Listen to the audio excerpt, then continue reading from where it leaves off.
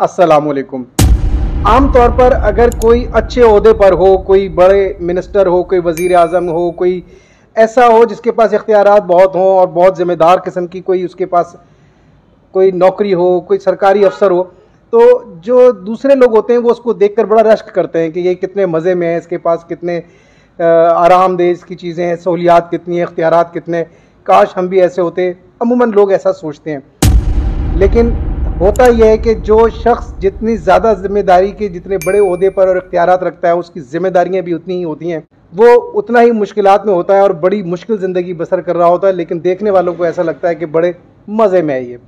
बिल्कुल इसी के मुतालिक ख़ास तौर पर वज़रा और मुशीर जो होते हैं उनके बारे में मौला मुत्तक़ियान मौला इमाम अली अलैहिस्सलाम नहजुल बलागा की हिकमत 263 में फरमाते हैं, बादशाह का नदीम व मसाहिब ऐसा है जैसे शेर पर सवार होने वाला कि उसके मर्तबे पर रश्क किया जाता है, लेकिन वो अपने मौक़िफ़ से खूब वाकिफ़ है। आपने यहाँ पर बहुत खूबी के साथ एक ऐसी मिसाल का सहारा लिया बात समझाने के लिए कि इंसान जब किसी शेर पर सवारी करता है तो लोग देखते हैं तो समझते हैं कि ये कितना बहादुर है और कितना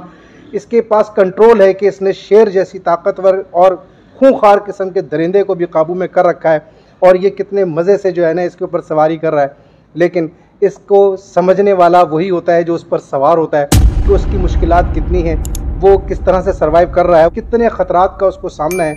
कितनी मुश्किलात का सामना है, ये सिर्फ वही जानता है जो सवार होता है। देखने वाले उसको सिर्फ यही समझते हैं कि ये बहुत मज़े में है।